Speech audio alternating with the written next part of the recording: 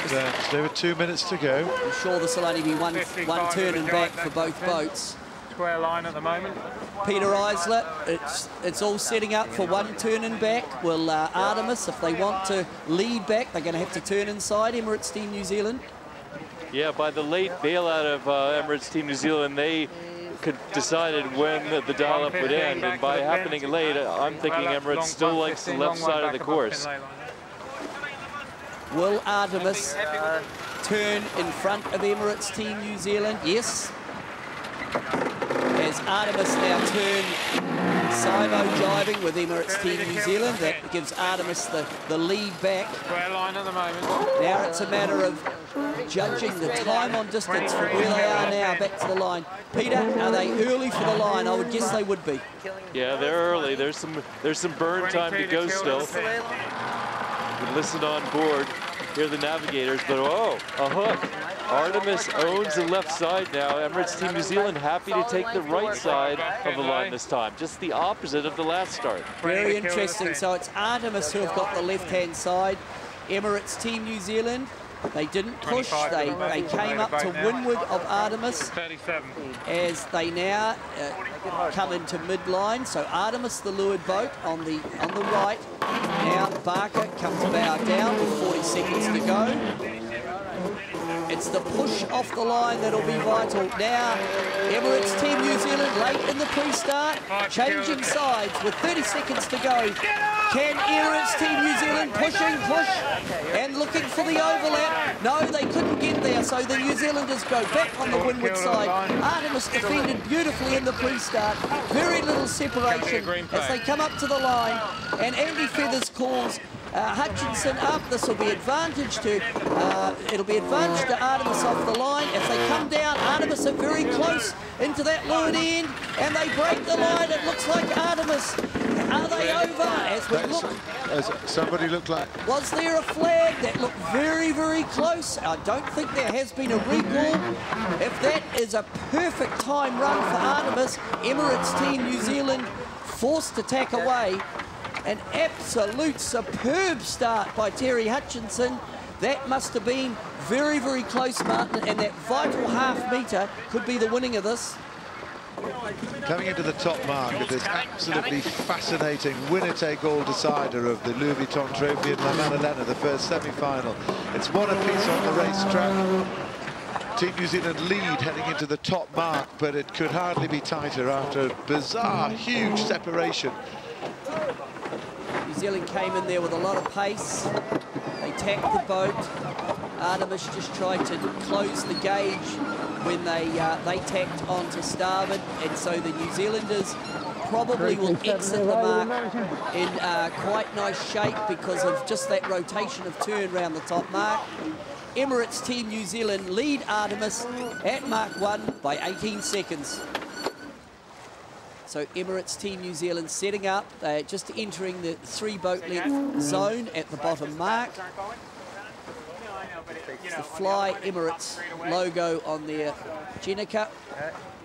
He's going right gate by the looks of it. As we'll listen for the Kiwis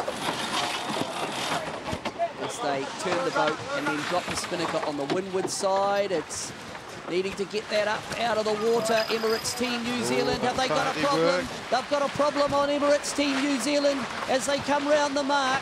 The spinnaker's in the water. Emirates Team New Zealand, all hands to the spinnaker. Jules Salter pulling the spinnaker out of the water.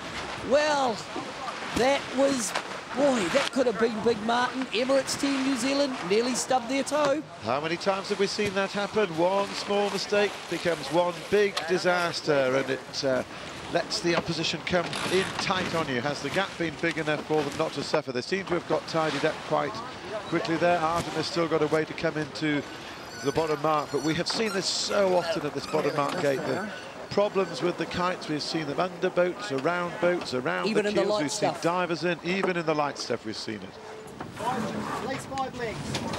5 legs to the top mark. Emirates Team New Zealand in the lead. If they take this one out, they will go through to the finals. And there they will meet either Synergy or All for One. That semi-final yet to come.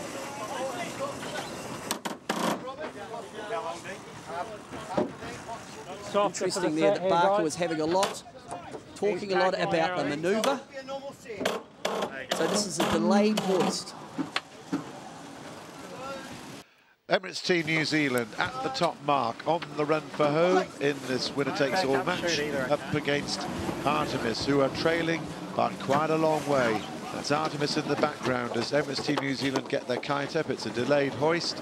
We can still see plenty of breeze on the water coming in gusts down there. ARTEMIS looking slow coming into the top mark.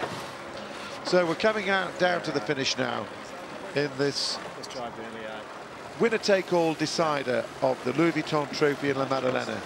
The winner-take-all semi-final, the prize here, a seat in the final, and the hands are shaking already. Dean Barker goes down onto the leeward wheel. He's still got his game face on, but there are grins in that aftercard. Emirates Team New Zealand are into the final of the Louis Vuitton Trophy in La Maddalena.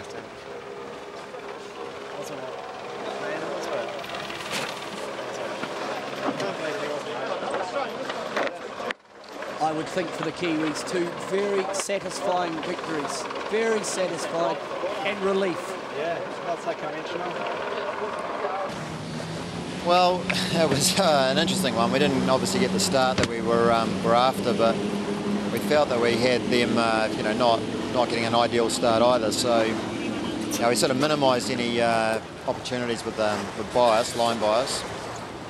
Tagged off and actually felt like we were sort of sailing into better and better pressure. And you know, while the game plan initially wasn't necessarily to go right, it was it's one of those ones where as the race develops or the beat develops, you sort of you got to adjust. And you know, the guys started seeing more and more pressure on the right. We were getting lifted all the way out there, and we're actually doing really well on bearing across there. So as it lifted, we were gaining quite a lot on our crosswind, so we're always even with them, even though we're a lot of separation. And then the right shift came in on at the end, which obviously was the time where it's good for that to happen.